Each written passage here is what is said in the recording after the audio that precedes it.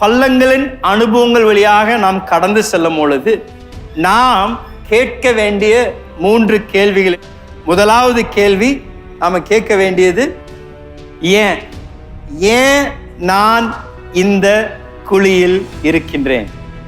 ஏன் நான் இந்த பள்ளத்தாக்கில் நான் இருக்கின்றேன் என்று முதல் கேள்வி என்று நான் சொல்லுவேன்.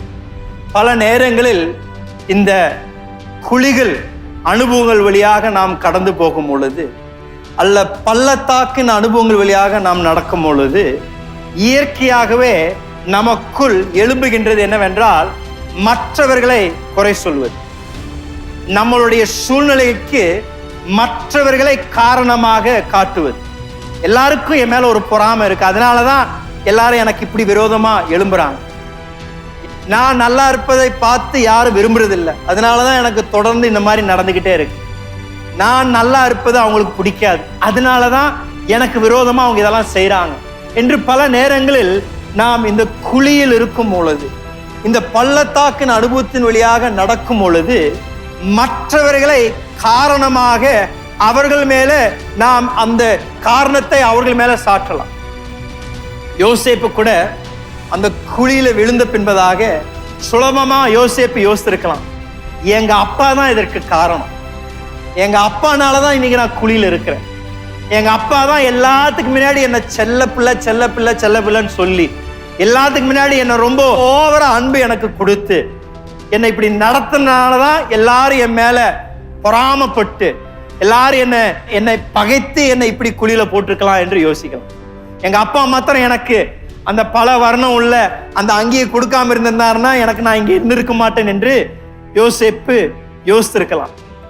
குழியில இருந்த பொழுது யோசேப்பு யோசித்திருக்கலாம், என்னுடைய சகோதரனாலதான் இன்னைக்கு நான் குழியில இருக்கிறேன், அவங்களுக்கு என்ன கொஞ்சம் கூட பிடிக்கல, நான் சின்ன வயதுல இருந்தே என்ன பகைத்தார்கள், என்ன தவறா நடத்தினாங்க, என்னை குறித்து ஒரு சகோதரர் கூட நல்ல ஒரு வார்த்தை சொல்லலை, என் சகோதரனாலதான் இன்னைக்கு நான் குழியில இருக்கிறேன் என்று யோசேப்பு யோசித்திருக்கலாம். உண்மை சகோதரர்கள் தான் குழியில தள்ளுனாங்க, ஆனா நான் சொல்லுவேன் அதற்கு காரணம் யோசேப்பும் ஒரு பங்கா இருந்தார். யோசேப்பும் குழியில இருப்பதற்கு அவனுக்கும் ஒரு பங்கு இருந்தது. அவன் நடந்த நடை, அவன் பழகின விதம், அது நிமித்தம்தான் அந்த பகை சகோதரருக்கும் இவனுக்கும் இன்னும் அதிகமாகி அன்றைக்கு அவனை குழியில் தள்ளத்தக்க அளவிற்கு அவர்கள் செயல்பட்டார். ஒருவேளை நீங்க இன்னைக்கு ஒரு கடன் என்ற ஒரு குழியில் இருக்கலாம். நீங்க அந்த குழியில இருந்து நீங்க சொல்லலாம், என் பிசினஸ் பார்ட்னர்னாலதான் இப்படி, எனக்கு அவங்க செய்த தீர்மானத்தினாலதான் எனக்கு இவ்வளவு பெரிய நஷ்டம், இன்னைக்கு என்னுடைய தேசத்துல பொருளாதார நிலவரம் சரியில்லை, எந்த வியாபாரம் சரியா நடக்கிறது இல்லை, கொரோனானாலதான் நான் இன்னைக்கு குழியில இருக்கிறேன் என்று நாம் இருக்கின்ற சூழ்நிலையில மற்றவர்களை நாம் குற்றப்படுத்தி அவர்கள்னாலதான் இதனாலதான் என்று கை காமித்து நாம் இருக்கின்ற சூழ்நிலைக்கு நாமே பொறுப்பாய் இருக்கிறதுக்கு பதிலாக மற்றவர்கள் மேல காரணத்தை செலுத்துவது சுலபம். ஒருவேளை உங்களுடைய வாழ்க்கையில திருமணத்தின் பிரச்சனையில என்ற குழியில இருக்கலாம், திருமண பிளவு என்ற ஒரு குழியில இருக்கலாம். நீங்க அந்த குழியில இருந்து சொல்லலாம், எங்க அப்பா அம்மா தான் அந்த புள்ளைய கட்டி கொடுத்தாங்க, அதனாலதான் என் வாழ்க்கையில் இவ்வளவு தலைவலி, என் புருஷனாலதான் என் வாழ்க்கையில் இவ்வளவு பிரச்சனை, அல்ல என் பிள்ளைகளாலதான் எனக்கு இவ்வளவு தலைவலி என்று நாம் குழியில் இருந்து இவர்கள் காரணம், அவர்கள் காரணம், இவர்கள்னாலதான் என் வாழ்க்கையில் இவ்வளவு நடக்குது என்று நாம் சொல்லலாம்.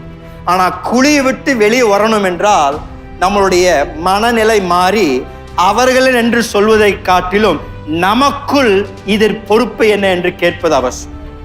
குழியிலிருந்து வெளியே வரணும்னா நாம் கேட்க வேண்டிய கேள்வி, என்னுடைய வியாபாரத்தின் நடக்கையில நான் எங்கேயாவது தவறிட்டேனா, நான் தவறான தீர்மானங்களை எடுத்திருக்கிறேனா, நான் தவறான நபர்களோட வியாபாரம் செய்திருக்கிறேனா, செய்யக்கூடாத நான் செய்திருக்கிறேனா, என்னுடைய திருமணத்தின் பிளவிற்கு காரணம் ஒருவேளை நானா இருக்கலாமா, நான் நடந்த விதம், நான் பேசின விதம், என்னுடைய நடக்கையில் ஏதாவது குறை இருக்கின்றதா என்று நாம் எப்பொழுது நாம் நம்மையே நாம் நிதானித்து நாம் ஏன் குழியில் இருக்கின்றோம் என்பதை நாம் அறிந்து அதற்கு பொறுப்பை எடுத்தோம் என்றால்தான் அந்த குழியை விட்டு வெளியுவதற்கு வாய்ப்பு வரும். ஆனா குழியில உட்கார்ந்துகிட்டு எல்லாரையும் குறை சொல்லிக்கிட்டு, அவங்க பொறாம, அவங்கனாலதான், அவங்க எப்பொழுது என் வாழ்க்கையில் இப்படிதான் பண்ணுவாங்க, என்னுடைய பாஸ் எப்பொழுது நான் நல்லா இருக்கிறத பார்த்தா அவருக்கு பிடிக்காது, எப்ப பார்த்தாலும் என்னை பார்த்தா திட்டுறாரு என்று எல்லாரையும் குறி சொல்லி அவர்கள் நிமித்தம் தான் என் வாழ்க்கையில சாபம் அப்படின்னு சொன்னோம்னா நம்முடைய வாழ்க்கையில குழியிலிருந்து வெளியே வர முடியாது.